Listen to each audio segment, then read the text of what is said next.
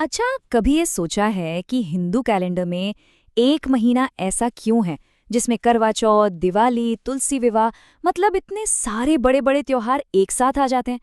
ऐसा लगता है मानो साल भर का सारा जश्न इसी एक महीने के लिए बचा कर रखा गया हो। तो सवाल ये उठता है कि आखिर इस एक महीने में ऐसा क्या खास है? क्या ये बस एक कोइंसिडेंस है या इसके पीछे कोई बहुत गहरा आध्यात्मिक कारण छिपा हुआ है? चलिए आज इसी गुत्थी को सुलझाते हैं। इसका सीधा सा जवाब तो ये है कि कार्तिक के महीने को हिंदू कैलेंडर का सबसे पवित्र, सबसे होली महीना माना जाता है। पर सवाल ये है कि आखिर ये इतना पवित्र है क्यों? और यहीं से हमारी असली पड़ताल शुरू होती है।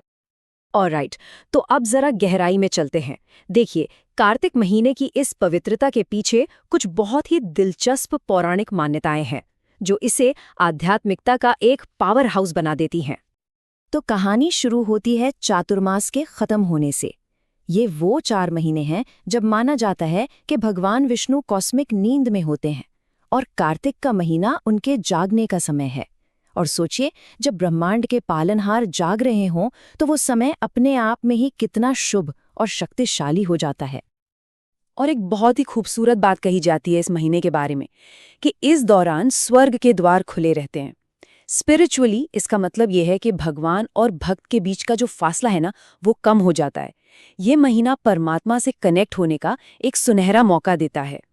लेकिन जो बात इस महीने को एकदम नेक्स्ट लेवल पर ले जाती है वो है इसका असर।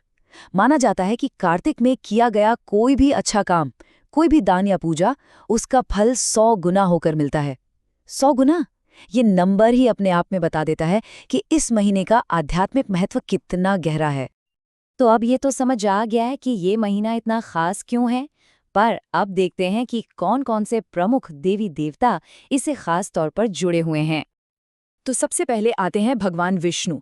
जैसा हमने अभी बात की, वो अपनी योग निद्रा से जागते हैं और मान्यता ये है कि वो पृथ्वी पर आकर अपने भक्तों की रक्षा करते हैं। इसीलिए इस महीने को दामोदर मास भी कहते हैं, जो भगवान कृष्ण का ही एक नाम है और ये आध्यात्मिक शुद्धि के लिए बहुत खास माना जाता है। फिर आती हैं देवी लक्ष्मी। अब देखिए, दिवाली इसी महीने में है और ये कोई इत्तेफाक नहीं है। इस पूरे महीने में धन और समृद्धि की देवी की खास पूजा होती है ताकि घर में सुख, समृद्धि और शांति आए। और कहानी यहीं खत्म नहीं होती।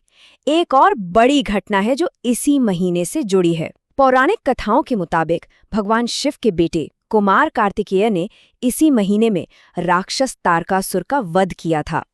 ये जीत फिर से बुराई पर अच्छाई की जीत का एक जबरदस्त सिंबल है। तो सवाल ये है कि इन सभी आध्यात्मिक फायदों को पाने के लिए किया क्या जाता है। चलिए अब उन नियमों और प्रैक्टिसेस को देखते हैं जो इस महीने में फॉलो की जाती हैं। देखिए, 3 चीजें तो बिल्कुल बेसिक हैं जो रोज की जाती हैं। पहला है कार्तिक स्नान, यानी सूरज उगने से पहले पवित्र जल से नहाना। दूसरा है दीपदान, यानी दीपक जलाना, जो अंधेरे पर रोशनी की जीत का प्रतीक है। और तीसरा है तुलसी पूजा, क्योंकि तुलसी जी को भगवान विष्णु का बहुत प्रिय माना जाता है। खाने पीने का भी बहुत खास ध्यान रखा जाता है। इस टाइम पर सात्विक यानी सिंपल प्योर खाना खाने और तामसिक खाने से बचने को कहा जाता है। तामसिक खाने में जैसे प्याज, लहसुन, कुछ खास दालें, बैंगन, इन सबसे परहेज किया जाता है। आइडिया सिंपल है, बॉडी और माइंड दोनों को प्योर रखना। अब खाने पीने के अलावा बिहेवियर के भी कुछ नियम हैं, जैसे कि ब्रह्मचर्य का पालन, किसी से बहस न करना, दान पुण्य करना और एक इंटरेस्टिंग चीज, शरीर पर तेल नहीं लगाना, सिर्फ नरक चतुर्दशी को छोड़कर। ये सारे नियम असल में सेल्फ कंट्रोल और स्पिरिचुअल डिसिप्लिन के लिए हैं। तो इन सब नियमों, पूजा पाठ और व्रत का द अल्टीमेट गोल आखिर क्या है?